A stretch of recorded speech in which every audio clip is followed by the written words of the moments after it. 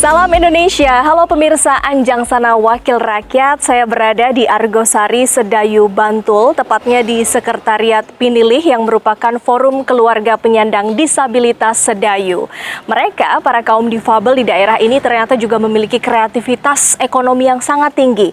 Mereka menjalankan usaha rumahannya di rumah mereka masing-masing. Untuk itu Pemkab Kabupaten Bantul juga jemput bola untuk memfasilitasi mereka dengan legalitas usaha yang mereka jalani. Kebetulan wakil rakyat kita Bapak Jumakir, Ketua Komisi A DPRD Kabupaten Bantul juga akan beranjang sana melihat seperti apa jalannya acara hari ini. Bersama saya Dewi Budianti, ikuti selengkapnya Anjang Sana Wakil Rakyat.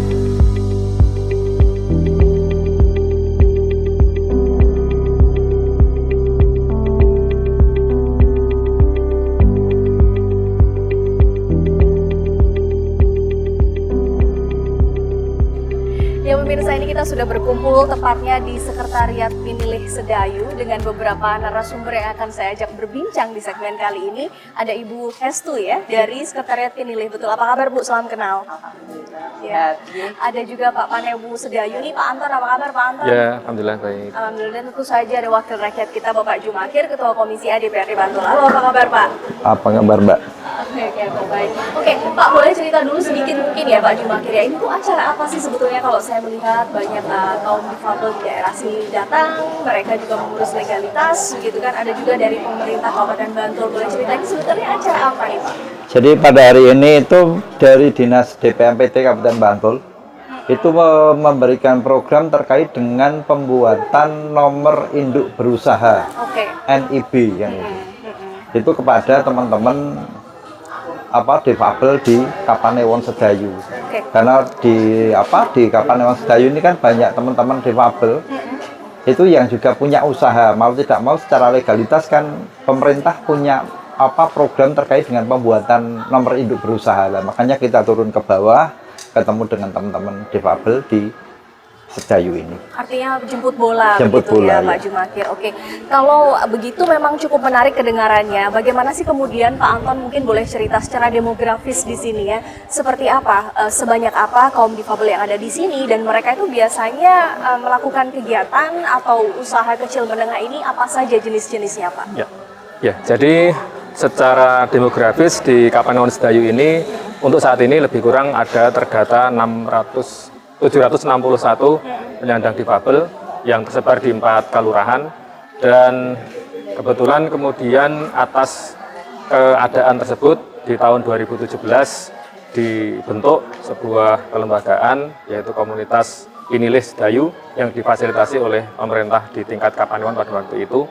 Kemudian kegiatannya adalah berupa pemberdayaan, baik itu untuk belajar bersama, kemudian di sektor ekonomi dan seterusnya, dan di situ diberikan pembekalan peningkatan kapasitas untuk agar mereka bisa berusaha, dan jenis-jenis yang saat ini sudah dijalani oleh teman-teman difabel ini diantaranya adalah untuk pengolahan makanan, kemudian juga ada kerajinan-kerajinan seperti membatik, kemudian membuat souvenir dan sebagainya. Jadi mereka saat ini sudah ada satu tempat yang bisa menampung, yaitu di rumah produksi yang kebetulan itu juga mendapatkan fasilitasi dari CSR Pertamina Patraniaga. Jadi saat ini terus dilaksanakan pembinaan dan alhamdulillah termasuk pada siang hari ini dilaksanakan untuk pelayanan NIB secara mobile yang diberikan kepada teman-teman difabel ini.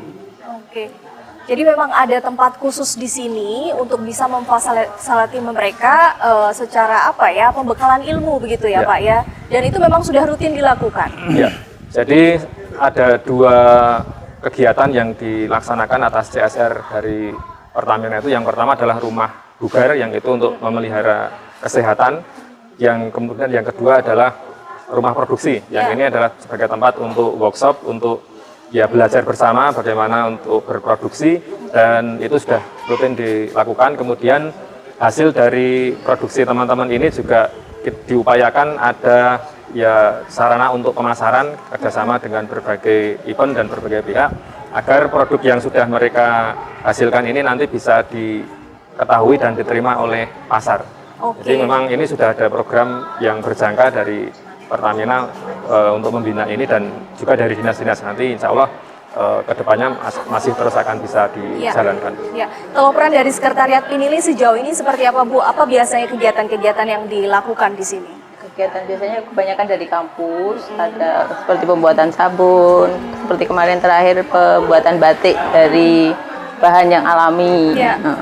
Jadi ada beberapa banyak yang positif untuk bukan. Jadi tidak hanya produksi makanan, tapi juga barang-barang seperti sabun dan lain sebagainya begitu. Artinya mereka sangat antusias meskipun mereka adalah para penyandang difabel begitu ya, atau disabilitas. Tapi mereka sejauh ini seperti apa semangatnya Bu? Semangat sekali. Semangat sekali. Bahkan ingin membuat sendiri produknya sendiri. Oke, sampai akhirnya pun mereka sekarang mandiri berusaha dan berjuang begitu ya, dan alhamdulillah sekarang difasilitasi untuk NIB. Pak Jumakir melihat kondisi seperti ini, apa tanggapan Anda? Jadi pemerintah harus selalu hadir kan gitu, untuk memberikan semangat, motivasi, dan juga mungkin program-program yang memang nanti ke depan untuk bisa bisa mendorong ataupun mendukung teman-teman difabel di Kapanewon Sedayu ini untuk terus selalu berusaha kan itu, memberikan inovasi apapun walaupun dengan kekurangan mereka, tapi kita memberikan apresiasi, dan insya Allah nanti ke depan tetap akan memberikan program-program ataupun usulan ke pemerintah daerah untuk kegiatan dari teman-teman itu. Oke, hari ini yang datang adalah dari dinas mana Kak? Dinas DPMPT terkait dengan perizinan itu. Oke, dan mereka akan membantu dalam pembuatan nomor induk berusaha NIB. Pastinya nomor induk berusaha ini akan menjadi tiket untuk izin-izin yang lainnya begitu kan. Nah, nanti ini akan kita bahas lebih dalam lagi di segmen selanjutnya. Tetap bersama kami pemirsa di Anjang Sana Wakil Rakyat.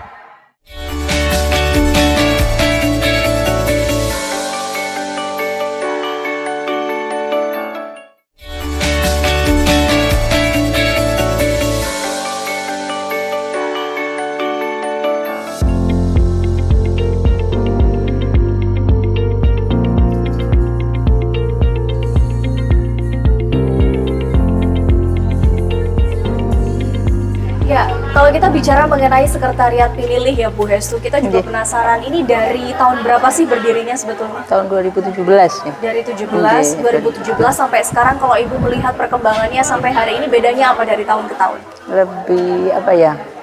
Lebih banyak kemajuannya sih daripada awalnya ya. Termasuk fasilitas?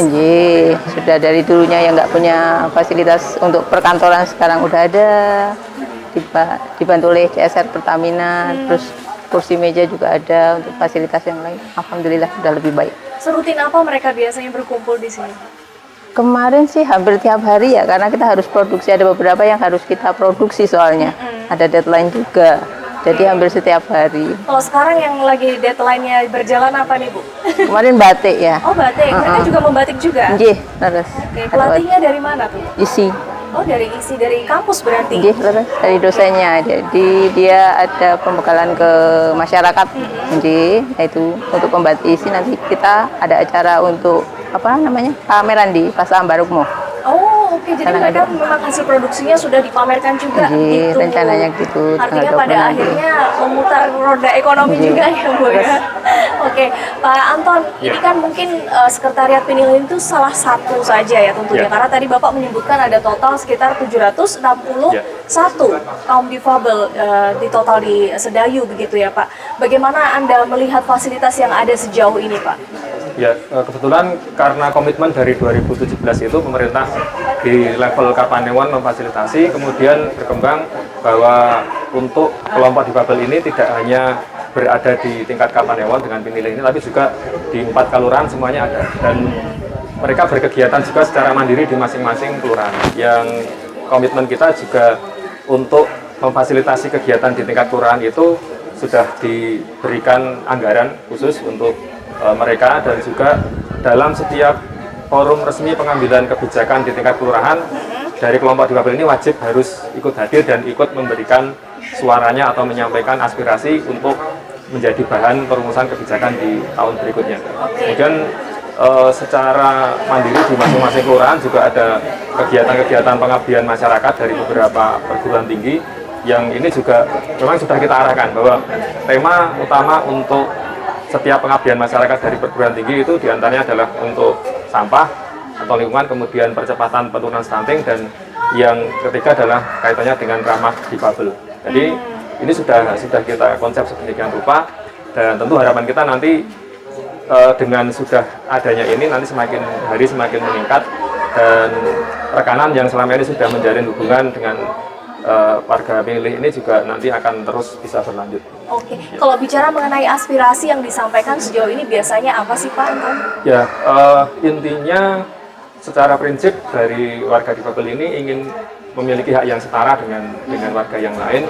Kemudian mereka sangat berharap bisa mandiri untuk bisa memenuhi apa yang menjadi kebutuhan mereka. Kemudian yang ketiga ya mereka mengharapkan bahwa apa yang mereka usahakan itu bisa mendapatkan kemudahan. Nah, tentu dengan NIB ini salah satu respon dari kita mengajukan kepada dinas melalui Pak DPR ini bentuk kemudahan yang kita berikan kepada warga difabel. Jadi nanti akan masih terus berkembang sesuai dengan kebutuhan dan kesempatan yang ada.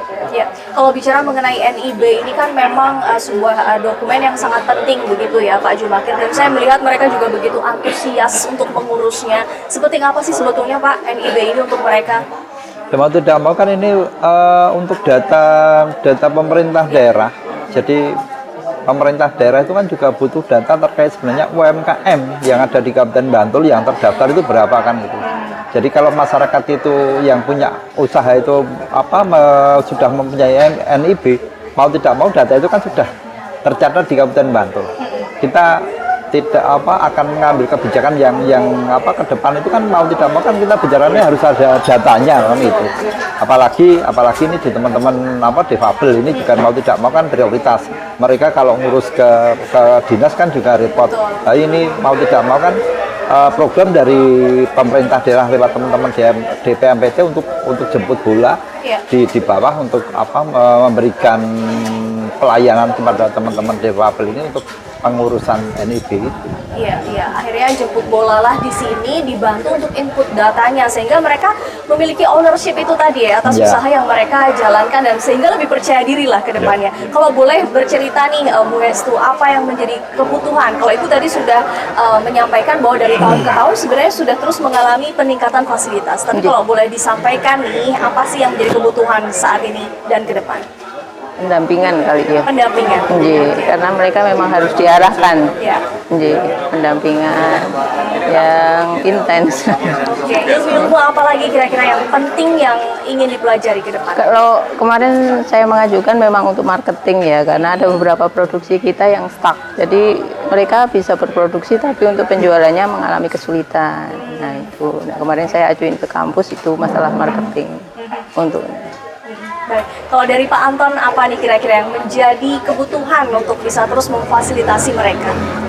Ya, intinya adalah bagaimana keberpihakan dari lembaga-lembaga yang ada di tingkat Kapanewon, baik itu pemerintah, kemudian non-pemerintah, dunia usaha, ormas, dan yang lain, agar mereka memiliki program-program yang memang itu dikhususkan untuk difabel. Karena memang kalau kita bicara kebutuhan ya banyak gitu. Karena mereka masing-masing bentuk difabelnya itu kan berbeda-beda. Sehingga untuk kebutuhannya berbeda. Fasilitasnya juga berbeda-beda. Ini yang kalau diambil secara umum itu agak sulit gitu. Sehingga harapan kita nanti dari masing-masing kelembagaan ada perhatian ini mau mengambil segmen yang mana sehingga mereka lebih intens untuk mendapatkan fasilitasnya atau perhatian. Dan maksud tadi dengan sudah adanya usaha ini, pertanyaan berikutnya kan bagaimana barang-barang atau hasil usaha yang ini sudah dibuat agar mereka bisa mendapatkan pemasaran yang layak sehingga mereka akan bisa menerima hasil dari usaha itu dan itu akan membanggakan sekali bagi kita. Oke, jawaban dari Pak Jumakir silahkan. Jadi kita akan menampung semua aspirasi dari teman-teman ya, mau dari pengelola, dari Pak Penelitian gitu. Dan ke depan mau tidak mau kan sebenarnya ini juga setelah kita punya NIB, teman-teman bisa berproduksi. Mau tidak mau kan dinas di Kabupaten Bantul kan ada dinas Kominfo terkait dengan pemasaran IT kan itu. Ya mau tidak mau ya ke depan Pak Mane salah satu untuk setelah mereka bisa memproduksi, mereka punya NIB ya, paling tidak kan bisa toh Pak Mane ke depan kita berikan Bintek atau peningkatan kapasitas terkait dengan pemasarannya kan gitu lewat dari Dinas Kominfo kan bisa pembuatan konten ataupun mungkin pemasaran di era digital kan gitu. Iya, online marketing saat ini memang sudah sangat penting dan mudah-mudahan ini menjadi salah satu fokus ke depan nanti sehingga apa yang dipertanyakan tadi yang dibutuhkan bisa segera terjawab begitu ya. Kita akan kembali lagi pemirsa di segmen selanjutnya. Tetap bersama kami di Anjang Sana, Wakil Rakyat.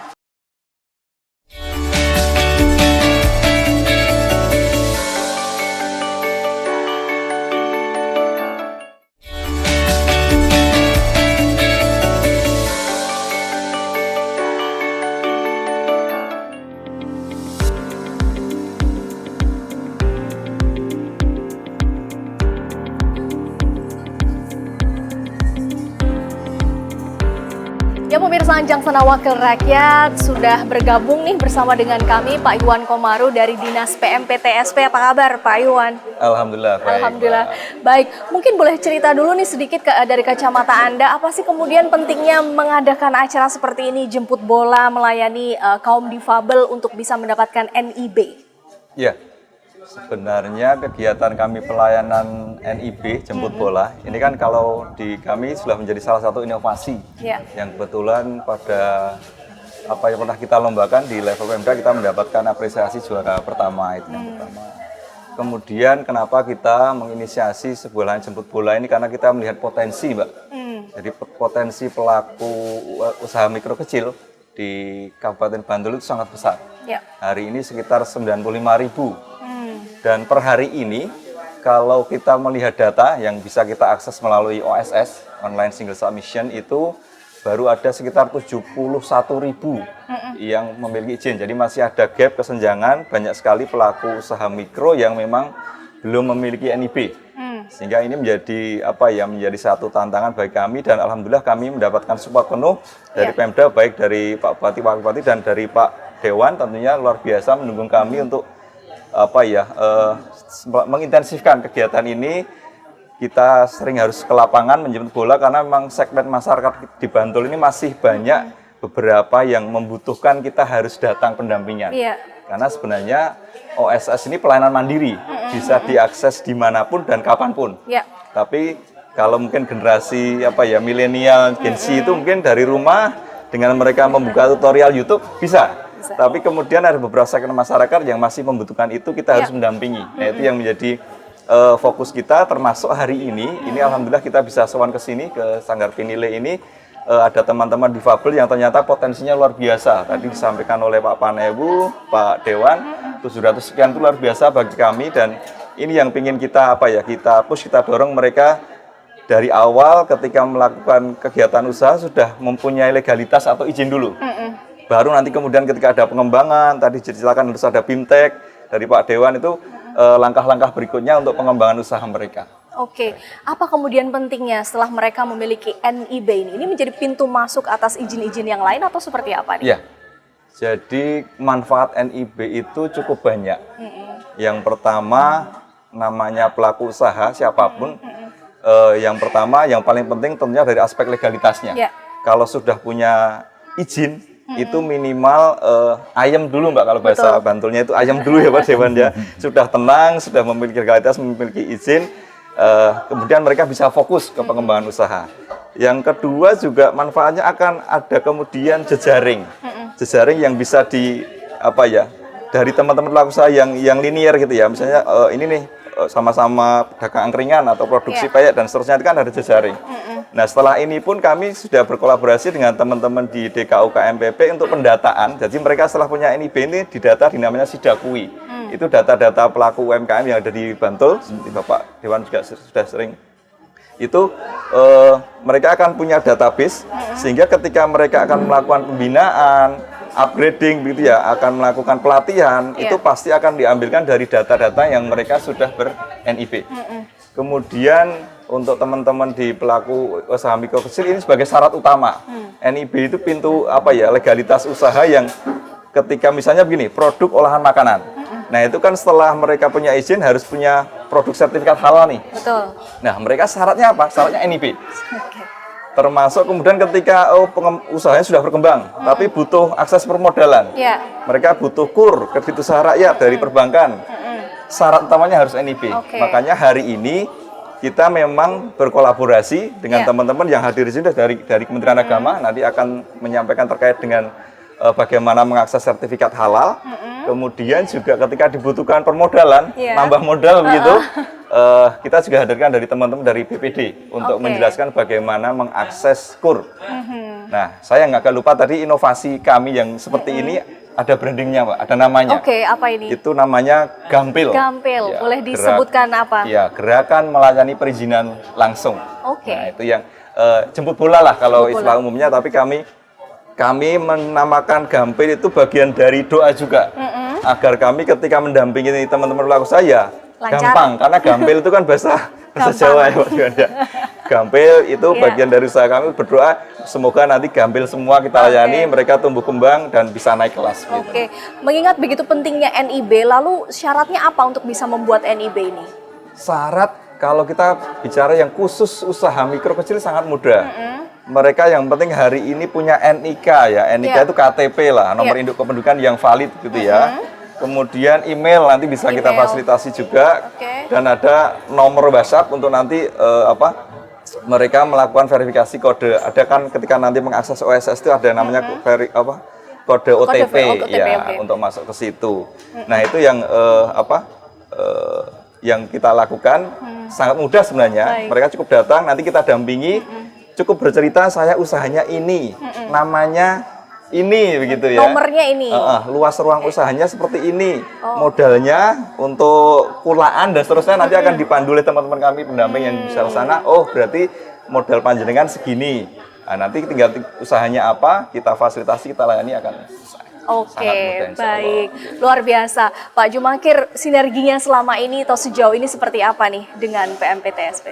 Jadi selama ini Bupati, DPRD, untuk kepentingan DPMPT terkait dari dinas perizinan ini, ya mau tidak mau kita selalu mendukung. Makanya selama ini kan kita sampaikan pada pemerintah daerah untuk menyelesaikan permasalahan kita kan gitu, permasalahan di masyarakat kita, ya pemerintah daerah ataupun dari dinas itu harus turun ke bawah, harus jemput bola. Kalau tidak, ya mungkin selesai. Makanya kita pun ke depan akan selalu mendukung dari program-program dari DPMPT ini untuk pembuatan NIB di seluruh masyarakat di Kabupaten Bantul. Terutama mungkin juga hari ini kita dengan teman-teman defabel ini ya, apalagi di Sedayu cukup banyak. Ya mau tidak harus kali ini pun. Tapi besok kapanpun juga mungkin bisa lagi datang ke sini karena angka 700 itu kan cukup banyak kan gitu. Jadi insya Allah ke depan kita akan selalu mendukung dari program dari pemerintah daerah lewat teman-teman DPMPT ini. Iya, dan untuk Sedayu ini baru yang pertama atau sudah yang keberapa? Sudah beberapa kali. Beberapa tahap berarti ya. Dengan Pak Jumakir sudah ada beberapa kali. Ya. Dengan Pak Panewu tadi kita juga pernah sowan sana, ditimbali ke sana, siap. Pokoknya ada beberapa mekanisme sebenarnya, Mbak. Memang kami kegiatan dari APBD ada, kemudian dari dana keistimewaan ada, kemudian yang memang istilahnya by request. Memang ada sentra-sentra UKM yang kemudian bermohon kami itu, Pak. Cukup WhatsApp, telepon atau bersurat. Kami datang. Kita janjian dulu hari apa begitu. Kita yang sowan ke sana. Gitu. Ya, ini mumpung bertemu nih, ada mungkin yang ingin disampaikan, dukungan apa lagi yang dibutuhkan? Selama ini Sofa sudah luar biasa. Terus Pak mendampingi mendukung kami. Siap. Biar kami terus bisa menyelesaikan ya semakin persempit gap tadi yang masih banyak banyak yang belum berizin tadi. Oke, baik. Pak Jumakir, mungkin apa yang ingin disampaikan kepada masyarakat mungkin dan juga kepada Pak Ikhwan selaku perwakilan dari PMPTSP terkait hal ini, pentingnya nih untuk terus berpikir bagaimana kita memajukan ekonomi, salah satunya adalah dengan mengurus legalitas ini gitu. Jadi mau tidak mau ya kita minta dukungan kepada seluruh masyarakat di Kabupaten Bantul, terutama juga mungkin ini saudara-saudara kita defabel di Sedayu ini mau tidak mau terkait dengan kepengurusan NIB ini cukup penting karena ini untuk data pemerintah daerah saat nanti kita mau mengambil kebijakan apapun ke depannya ini kan mau tidak mau kita bicaranya data. Betul. Nah ini yang sama-sama yang harus kita kuati. Jadi kita berharap pada seluruh masyarakat di Kabupaten Bantul, khususnya mungkin di teman-teman Sedayu ini monggo dukunglah program dari pemerintah terkait dengan pendataan NIB bagi masyarakat kita yang mempunyai usaha UMKM ini. Oke, mudah-mudahan program ini bisa terus dijalankan ya Pak ya, dan juga antusiasme dari masyarakat juga bisa terus mengimbangilah semangat dari pemerintah kita. Terima kasih sudah berbincang dengan kami, mudah-mudahan ini bermanfaat untuk Anda dan ini menjadi akhir dari Anjang Sana Wakil Rakyat episode kali ini, program kerjasama antara Sekretariat DPRD Kabupaten Bantul dan Jogja TV. Saya Dewi Budianti undur diri, salam Indonesia.